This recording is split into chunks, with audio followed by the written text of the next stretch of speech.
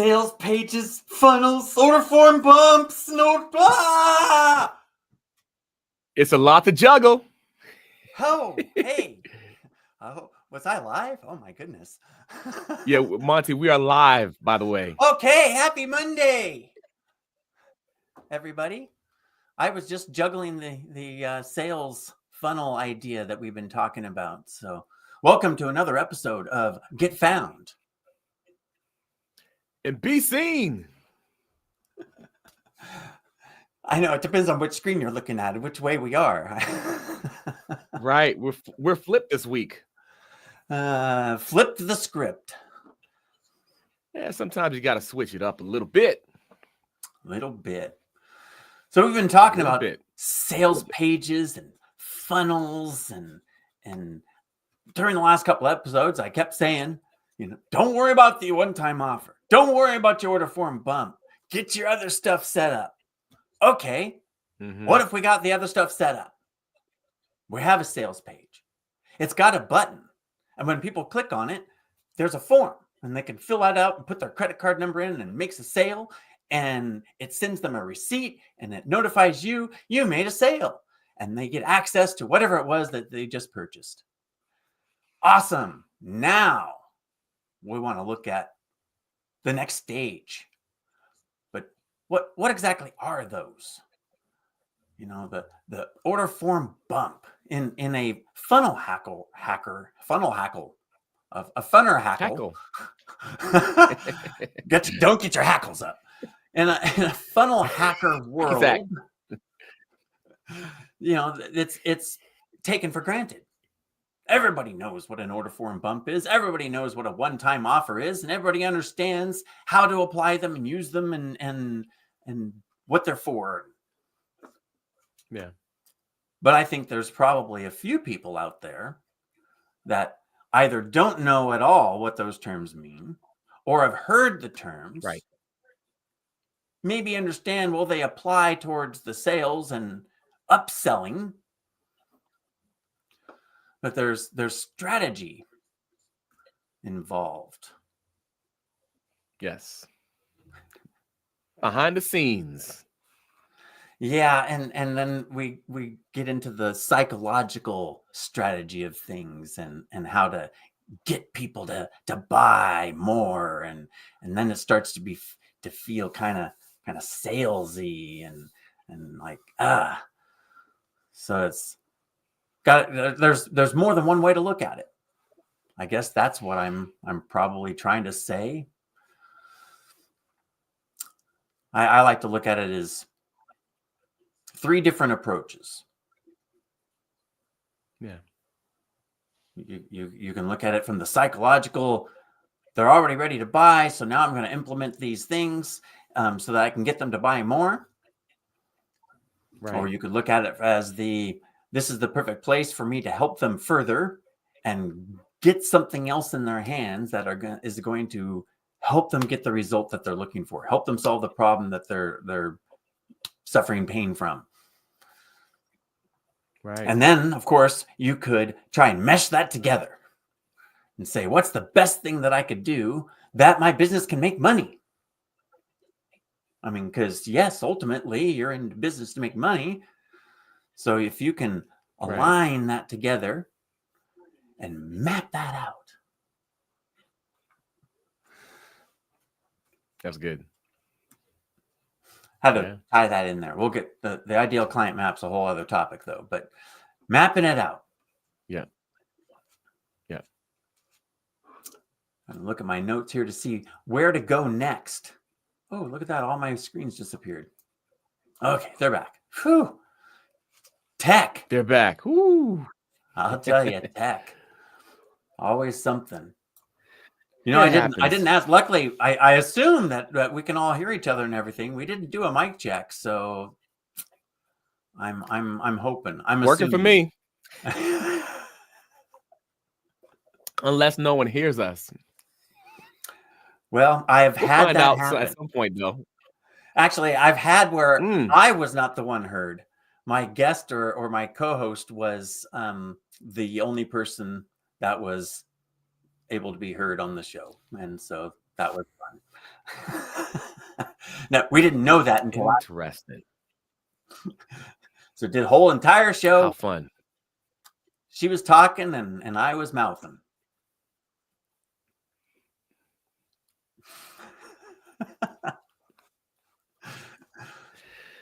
Miming. I was going to say, lip readers might be able to be okay with that. I'm lost. So anyway, back on topic. Right. Order form bump. Let's start there. Upsells in general is what we're talking about. Order form bump is a one-time offer is another strategy that has many layers and things to it. So let's start with the order form bump. What the heck is that precisely? Well, way back when, there's a story behind it and there's history, and then they put this little box in right before you actually buy. That's the strategy part, is someone's going to buy, and now there's this thing there that they can add on to their order form. It's kind of like, the Snickers bar in the checkout line, or whatever candy bar is your favorite. They got them right there in the checkout line. So we're waiting, and you see it, and you think about it, and you're going to be buying something anyway. So you just might as well. Might as well. That's the concept. But there's some strategies involved there, because you got to figure, well, a Snickers bar is easy to add onto the order. So you need to be aware of, well, what am I offering? Is it a Snickers bar kind of thing that's easy to throw in the cart? Or, do I have the carpet rug cleaner sitting there? Not quite so easy to, I think I'll add that in the carpet. Right. But that's a good deal. I think I'll add that in. Probably not, unless they were already buying some sort of cleaning thing or house project, and that was the appropriate thing. But that's getting a little further ahead. We're still on the let's just add it in there thing. So you could check a number of stuff. But you also look at the price. If I'm buying in the grocery store line, you're typically buying $50, give or take, depending on if it's a short trip. If you got kids, some crazy people have 5 kids, and well, those folks are crazy. That's what I'm saying, man. I'll tell you one thing though. I bet you the grocery bill is up there above the $50 mark. Let me tell you. So above. Interestingly enough, the concept is still the same though, because now there's just multiple buyers in this particular grocery store marketing funnel. And so it's like, if one of them is going to get a Snickers bar, well, then there's 4 more sales coming down the pipeline, most likely, because all the rest of them aren't going to do without, unless you're like some of the families I knew when I was growing up, and they got the one Snickers bar, and everybody got a piece of it. Here's your portion. Here's your portion. I was an only child, so I was spoiled. I got the whole entire Snickers bar. I didn't have to share it with my brothers or sisters or nothing. Good for you, man. I like that. I guess. I want the whole Snickers. That part was good. It was good. So anyway, what else could we talk? How about, I've been yapping this whole time, Carl.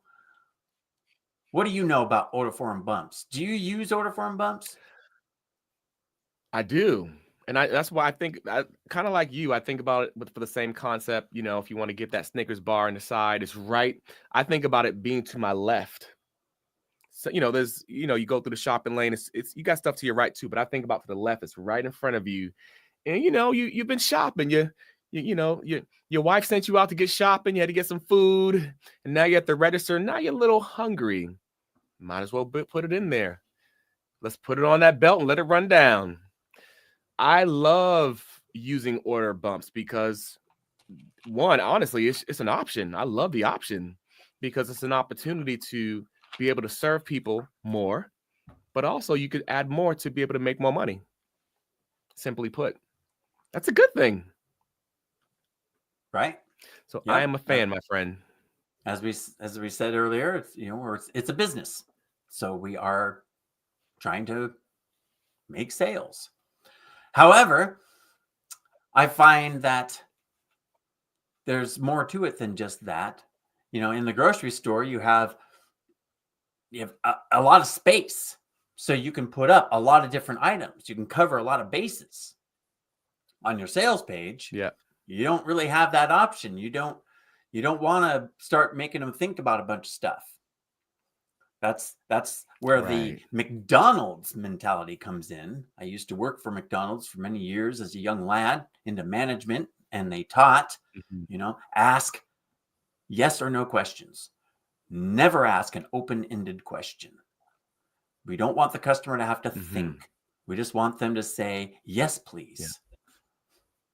Yeah. And that was the mentality. We don't want them to say yes or no. We want them to say, yes, please. Right. So not only do you only ask yes or no questions, you phrase them in a way that is, well, now the term would be no-brainer. Back then, as a 19-year-old kid, they were telling me just to make it easy. Make it simple, make it easy. Would you like a hot apple pie? That's as short as possible. Yeah. Okay, great. Cool. Oh, hey, would you like a large fry with that? Yeah. No. Absolutely. No. Would you like this thing or that thing? In fact, there was probably can a I answer? 15-minute. Go. What? Oh no. I was like, yes, I love large fries. I have my kids in the back. So I want to share it. But there was probably a 15-minute talk about if you ask, would you like this or that? Doesn't matter what the items are. Most likely, they will buy one of them. Because you ask them, this one or that one? Oh, I'll take that one. No, maybe that one. Some people might go with both. But more often, you're leading them into this one or that one. So it was, do you want this one? Do you want this one? Increases the chance that they buy both. So there's, interestingly, order form bump. They're at the checkout. They made their order. Now we're just like, hey, is there anything else you're going to add into that? When I worked at Staples in the IT department, it was the basket, the market basket. And they even talked about candy bars. It's like, they don't care what it is. You get something in that market basket. That was the sales. It was all about getting it into the basket. Didn't matter what it was. Right. And then I'm looking at that saying, I understand the concept from the business side, but there's another concept from the business side. Do you want this person to come back? Or do you want them to feel like they were just sold? And that's what almost everyone at the Staples store, when they got done buying a computer, it was a gauntlet. They knew they would try and go buy a computer somewhere else. And even they're in there that, no, I don't need that. No, I don't need that. No, I don't need that. Before you even got to tell them what it was you were selling. The tactic got to be where they literally taught this. They said, well, just take your time filling out the paperwork and make sure that you, make eye contact with the manager. And so the manager can come along. And also, while you're filling stuff out, he's also drilling them, trying to upsell stuff. Wow. So it just was a bad taste in everybody's mouth. Yeah. You can look at it from how much sales can I get there, or you could look at, well, what's going to help them? Now they started out with, we'll sell them antivirus, sell them a maintenance plan, sell them Word, sell them, which you can't sell them anymore because now it's a subscription. But anyway, sell them all these different types of things that are for the computer. But if they didn't take any of that, and even if they did, there was just anything. Oh, you're going to do any printing? Do you have a printer? You're buying a new computer. Do you already have a printer? Oh, okay. Do you need ink for it? All right. How's your paper supply? Oh my goodness. Now that's going to get on to the one-time offer topic and overdoing it there. But so the order form bump's pretty simple. It's a checkbox. I've seen some sales pages with more than one checkbox, which is kind of what I was going for. Really? Like then you're starting to have to think about stuff. And I think that the main sales concept is a confused mind doesn't buy. So you add too many things to think about, and now suddenly they don't even want to buy anything anymore. I've experienced that. Right. I've gone into the hardware store to look for, some sort of tape for something. It's like this wall full of tape for all these different kinds of things. Yeah. I was just like, this is ridiculous. And I just went to the basics to the grocery store, to the little tiny aisle. They had one option and I grabbed it. Right. And I mean, that's such a great point. I love your story about staples too. My goodness, that was a really good story. But it exhausts. I put myself in the customer's mind, and even my experiences going to a store, or even purchasing something online. Like when you get all these options, and you have to think. It's like, and it's, of course, it's a time when you have so much going on, or you're in a rush. You're trying to get to some place, and then it's going to take more of your time. It's such a drag when that happens.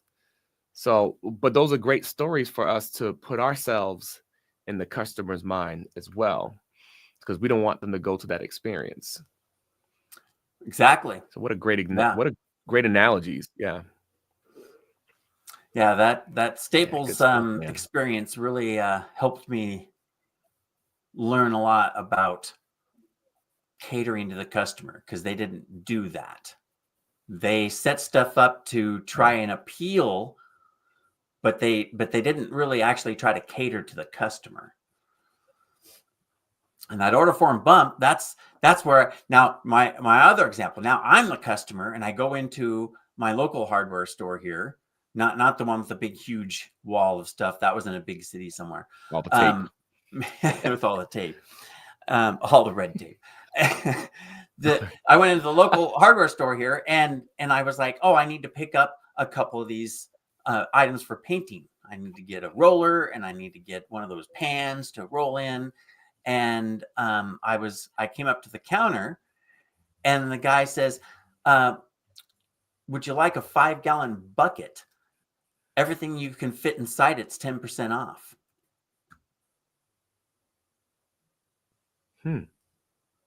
So it's like, do I really need a bucket? Well, buckets are kind of handy. I'm doing painting and I need to carry my stuff and I'm going to get a discount. Yeah, I thought about that for like 5 nanoseconds. So there's that was set up. It's like, hey, people are going to need to carry their stuff. People need buckets. They're in a hardware store. It makes perfect sense. And then you're going to get a discount on top of that. I mean, it's a no-brainer. Right. Check that box every time. Right. And I love what you talked about too, where the 5 nanoseconds, you're helping people to get to a certain destination quickly. Like, all right, I can see that. Absolutely. No brainer. Let's do it. Right. But the process of helping someone to not have a mental pain where they got to think about and make decisions, and you're giving them all these different options, is that what you said right there helped me to appreciate that more, actually. Good. I like that. Appreciate that process.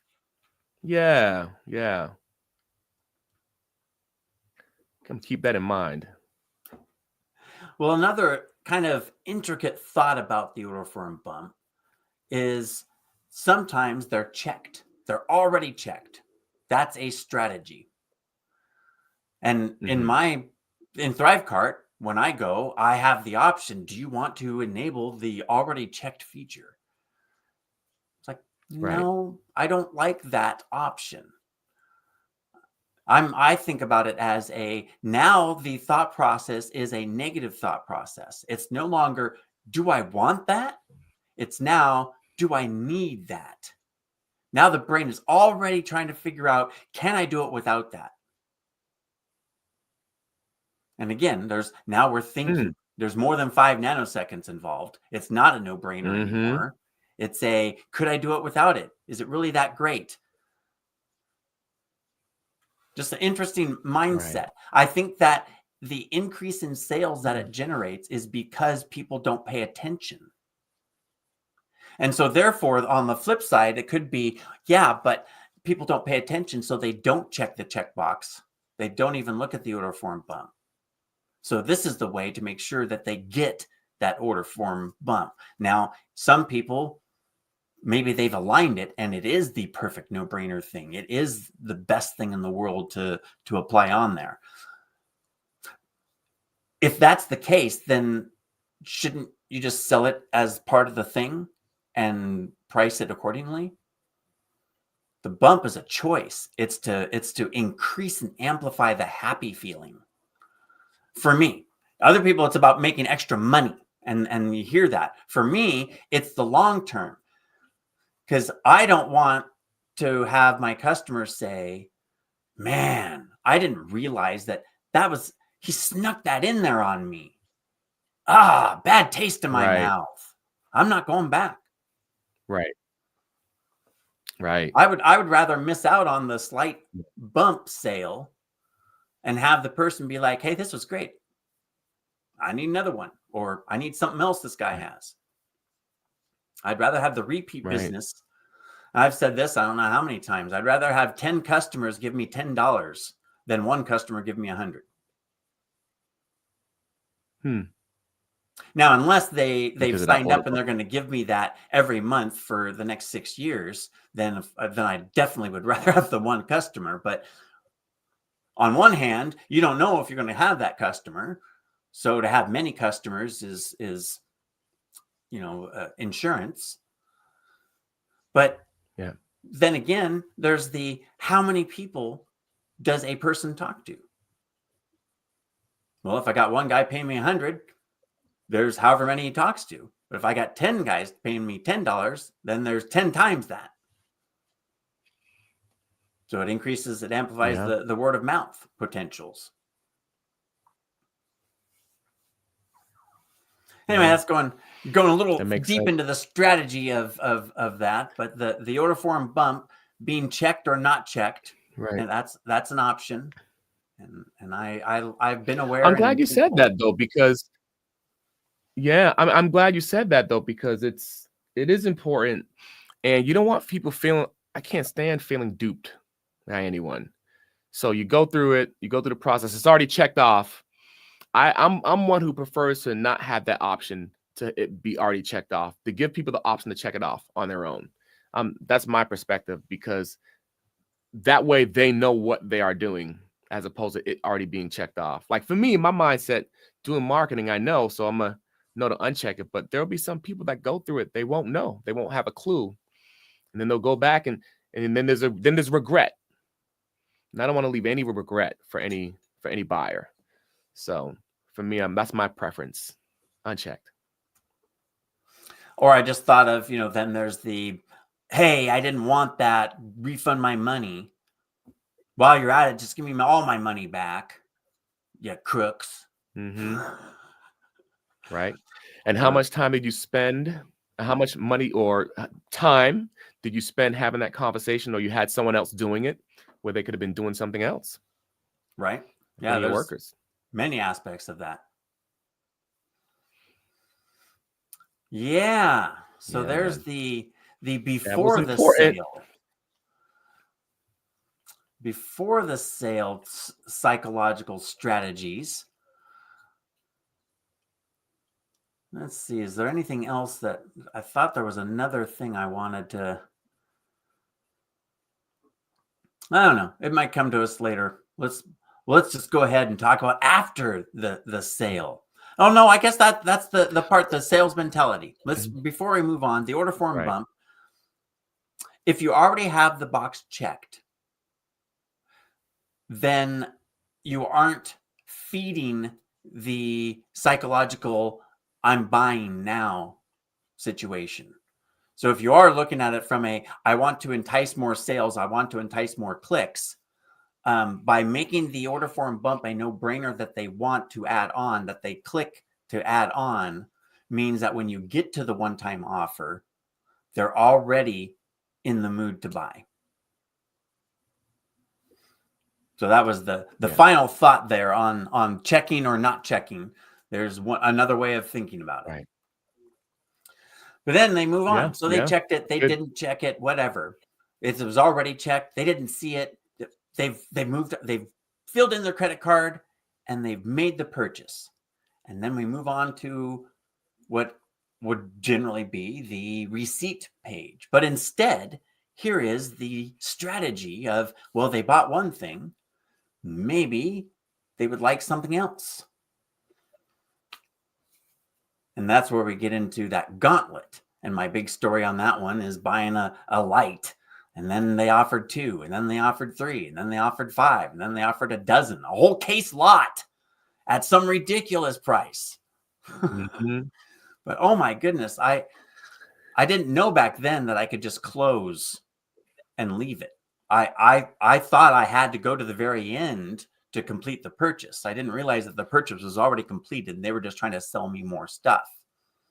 It'd be like it at the grocery store if there was someone standing at the door on your way out that was offering to sell you something else. Like you already had your wallet out, you already did the pay thing, and now you're taking your stuff out and you want me to juggle that fat, and no, that's the wrong time. So a grocery store, Mhm. a one-time offer, that's not the tactic that I think would work.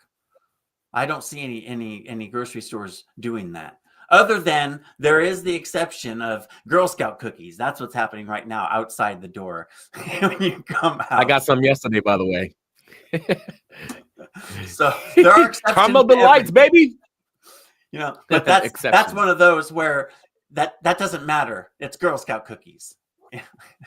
As my wife says, it's the crack pushers. She loves those are good. Those are good. Those are good. You know, but up on the Northeast, you know, you may not have it on the West, but you know, sometimes we're going out of there's a big store we have called BJ's. There's also a big store called Costco's.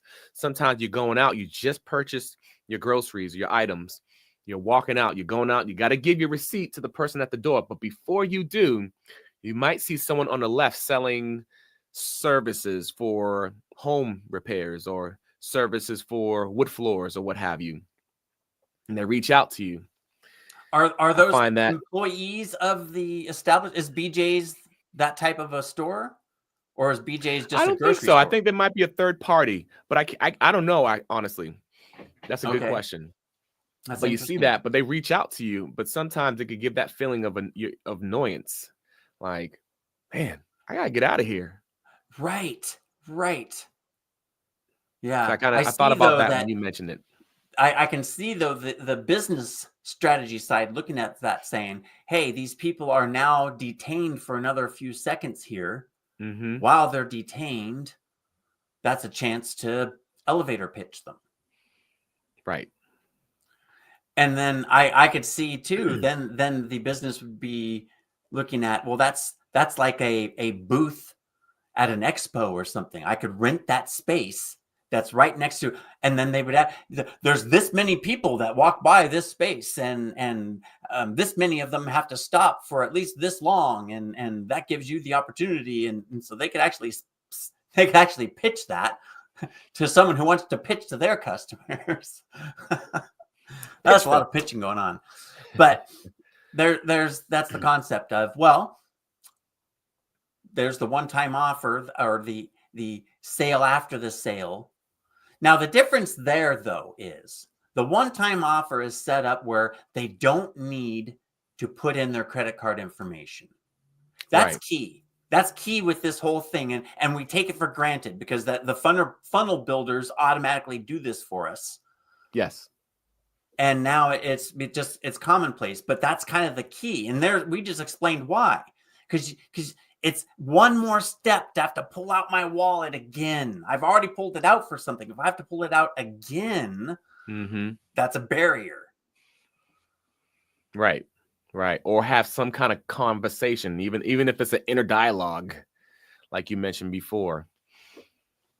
You're making people work as opposed to right.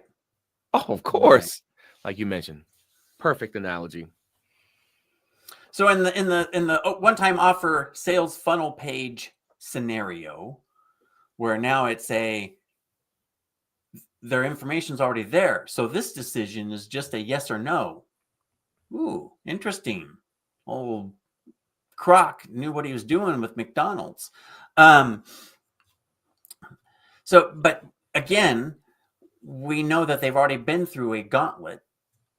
So we don't want to send them through another gauntlet of any kind. But it's a decision, and people need information in order to make a good decision. True. So it's an interesting balance on this second page, this upsell. And then real quick, we'll even touch base, because part of that strategy is there any more to it?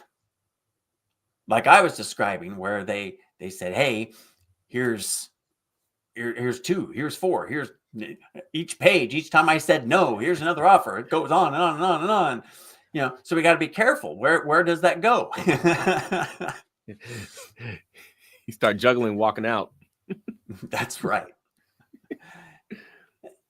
Which reminds me of going back to the one-time offer, and part of the strategy is you don't want to how do I want to put that? I think I already did. It's about the repeat customer. You're just wanting to line up for a repeat customer. It applied then, and it applies now also. After the sale is done, they've already completed the sale. Now we want them to potentially add on to the sale. Right. So like the order form bump, it's got to be a no-brainer. Right. And since the order form bump, they've already been through everything. They're about ready to pay. It needs to be short so that they go ahead and continue to pay. But again, we just described it like the grocery store. It's like, I got to get out of here. I got ice cream in my cart. I don't have time to stand around. I got my frozen turkeys thawing. I gotta get going. I just made the sale. I need my receipt. I need to get to the stuff I just bought. You're slowing me up. Right. So there's several layers of strategy involved. Yeah, several layers. I find too, like what you talk about too, with I know this is a different topic, the ideal client and taking them on that journey. Their journey.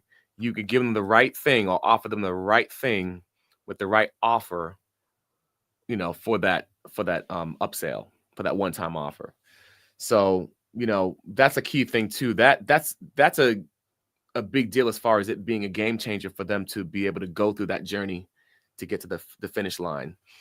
So that's what I think about when I think about this process as well. You have a good understanding of their journey. That's going to help out a lot in this process. Right. And that's interesting, because that was the next idea about the customer journey. Oh. The order form bump is kind of intended to make whatever they're already buying easier, faster, or maybe it's in a different format so they can consume it in different ways. But it's typically orientated about that product, because we don't want them to have to extrapolate time frame or anything about a journey. It's all about the here and now. The one-time offer is a little bit about the future. So it's about that journey. It's like, okay, now where are they going to go next? They've gotten this, they bought this thing from me. Where is that thing going to take them, or where are they going to take that thing? What's next in that journey? Right. And that's, again, the bump is to amplify the thing they're buying. The one-time offer is to amplify their vehicle in the journey. So it might be something pertaining specifically to what they purchased, or it might be pertaining to the most logical next step that they'll need to take once they're done consuming what they just purchased. Right. So there's more that can fit in to that area, but it's even more dependent upon knowing your customer and knowing their journey. Because the here and now, it's easier just to say it's the here and now. I don't have to worry about where do they come from and where are they going. It's all about now. But the one-time offer, now we got to start thinking, all right, where are they going to go? Where can I help them get to? Right. That's a great explanation. That's all I have to add to it.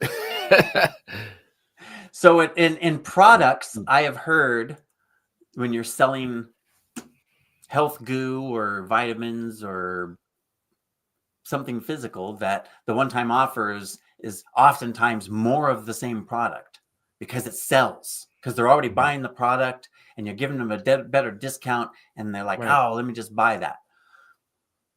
And I see the strategy there. Right. But this plays back into the long-term customer. Yeah. Again, I would rather have them buy a little bit from me on a continuous basis than to buy once a year a whole bunch of stuff from me. Right. Because then if they keep buying little bits from me, I'm top of mind. Right. I'm maintaining connection. I can offer them other things at that point. Mm-hmm. If I offer them a whole bunch of more of it, all in the first fell swoop, and now they've got this year's worth. And then oftentimes, I don't know about you, but anytime I've ever done that, no matter what the product was, I end up throwing out part of it because I don't ever use it and it gets old. Right. Gets outdated. You run that risk. If you do something like that, you want to have more offer opportunities for sure along their journey. Without that, it made me think about one customer I have where she purchased a program from me, but nothing else. But that program, I ran the program in 2019. I finally started it back this year. So I saw her again for the program. It's 2025. Thought that was wild. You'll get those, but that's far and few. But if I know for me, though, I want to give people more opportunities to serve them. So it is important. If you do something like that, you want to have some more offers in there, more opportunities for them to be served. Right. Well, that's how I'm looking at it. It's the opportunity, because we've talked in the past about the feedback. Mm-hmm. And so if you would create a environment where you have more contact, then you can get feedback much easier from your audience than if they are fewer and farther between. Yeah. Now, of course, industries, it all depends, because if you're selling something that's consumable, a commodity, then you just have to figure out the ratio of what works for consumption. If you're selling services, then the playing field's different, and you need to figure out. And I say like you need to figure out. I need to figure out still at this point in time, where in my customer's journey am I helping them? Some people's services are in this stage, and I help you and you go on. I help you and you go on, and I help you and I go on. And some are, hey, I help people with this, and then I help people move on, and then I help people move on. Right. And you can go through growth stages along with your audience. Right. Wow. Or you can repeat growth stages. Mm-hmm. I love that growth. I love that growth stages. I also think of growth opportunities. Growth opportunity for your customer, but also for you as well, to have more insight. Well, there's that market research.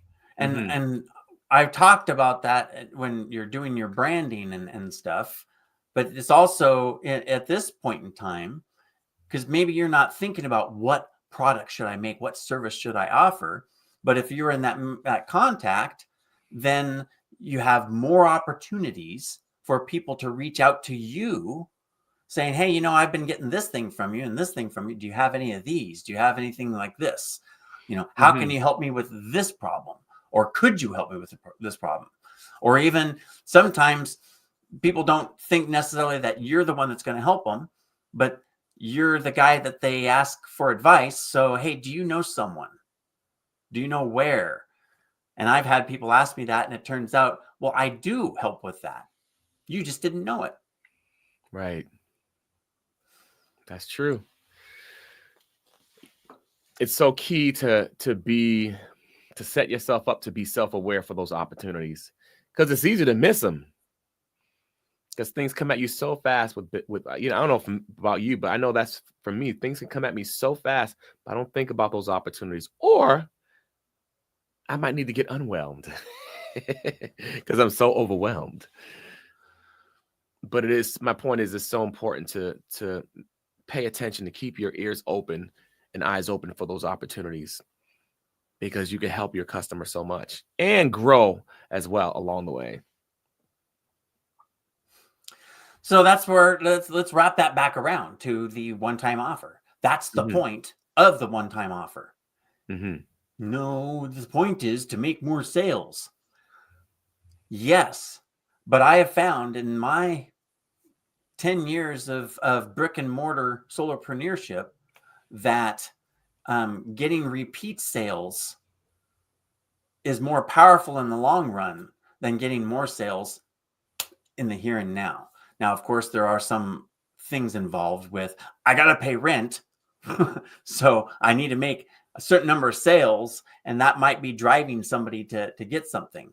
Hopefully you can get your business to a point where you don't need to push sales to break even, and then you can be a little more relaxed and strategize about, well, is word of mouth important to me? Is someone coming back repeatedly and me having the opportunity to get feedback from them and the opportunity to make more offers? Again, if you only offer one thing, then repeat business is not your forte. But then again, if it's a consumable thing, maybe it is. So it depends. If you're helping someone get a result, typically they've grown and therefore move on. And there's the customer journey. Right. Yeah. It's a great place to be able to help them along, and to keep evolving. But that's not for everyone. But I like that. I like that option. So I'm going to avoid, I think everybody talks about price, what's the right price? And again, there's a lot of variables. I think it's more important about the connection, the human connection. I think that's my big thing right now. I'm really on human connection, right, and combating the automated human engagement thing. And so thinking about my sales process and just bringing my customer into my loop more often than getting a bunch of new people in through my loop. There's no right and wrong. It's just a lot of different strategies.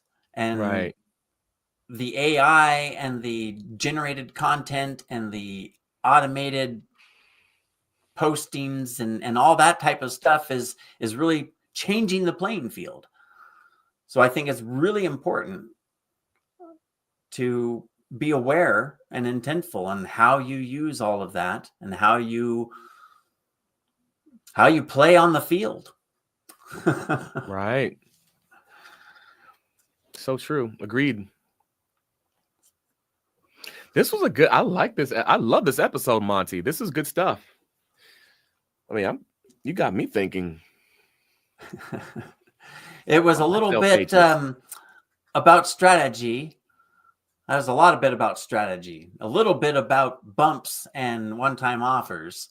Mm-hmm. but more about the overlying strategy that applies to a lot more than just bumps and one-time offers. And that all Right. wraps back around to the ideal client, knowing who they are, knowing what they want, Right. knowing what they need, and helping them get it, but knowing what they want and helping them get that. Right. I love it. Can only enhance the relationship. Relationship. That's a good word. Yeah, because if you make a sale and they're gone, that's not a relationship. Mm-hmm. One could argue, what was a short relationship? Quick transaction. I'm like, I don't know. If that counts as a short relationship, then there's a lot of speed dating, a lot of relationships going on. Mm-hmm. No, I think it implies that there's a two-way street and there's more than just one. And there's several different communications going on before there's some sort of acquaintance relationship. Right. Right. Yeah, good stuff. Good stuff. Well, anything to add there, Mr. Carl? I love it. I love to add on. I think we should go to the keep it simple, because I think we covered a great amount. And I think ultimately for me, like I mentioned, it's the relationship, understanding where they're at. I mean, you want to make the sale, you want to get your products or services out, but if you can have that relationship, I guess I'm starting to keep it simple now. Go right ahead. Go right into it. So yeah, and I'm gonna continue with what I'm saying, because it is the relationship. You go for the relationship, because that way you can know where your customer's at, you can know the journey, and you can serve them at the highest level, and they'll walk away happy. Some may not be happy. That might be a them problem, but at least you've given them your best, and you're able to set them up in the most successful way. So that's great. It's all about the relationship. Yeah. I was going to be a little more clinical about it and say, think about the customer first and then figure out how to make money from it second. That's the keep it simple strategy on a bump, a one-time offer, on your first offer, on a lead magnet, on any kind of call to action. If you can just put the next logical step out in front of them, and then you can worry about, okay, let me figure out what's the right price point. What do I need to make? What are they able to afford? What's the market value? What's the perceived value? There's all those things that you can get tripped up on before that point. In fact, this isn't keeping it simple, but let's expand on the keep it simple. Part 2, part B. You can get caught up with, the money part of it. And then that makes it difficult to align. Okay, there's how I was going to say it. If you figure out the money part, it's harder to fit in the product. If you figure out the product or service, you figure out the solution, you figure out what it is that they need, it's easier to figure out the price. Yeah. That's the point. There we go. Couple keep it simples. Couple keep it simples. Times two. Well, that's cool. That I don't know if it wraps up the topic of sales pages and funnels and that sort of thing, but that definitely closes the loop on that whole funnel builder, one-time offer. I guess we mentioned there's more than just the one-time offer. Maybe that's what we'll do next week or some future show. We'll talk about upsells, downsells, more than one-time off, or more than one-time offer. But it's one time. It's one off. No, you could have more than one one-time offer. You just can't offer them more than once.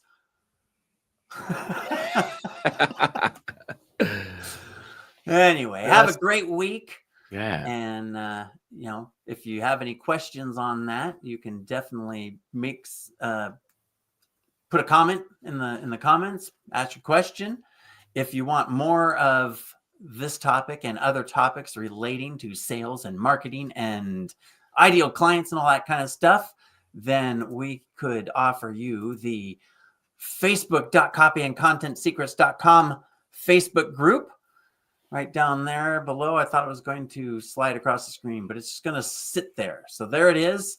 That's my Facebook group where you can find out more about all these things I'm talking about. Boom.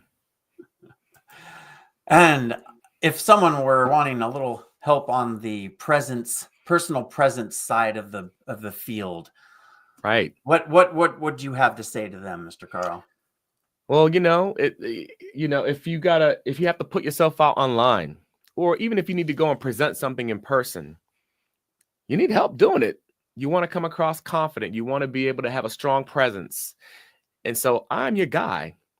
Check out carlalleen.com and let's have a conversation about having a strong presence.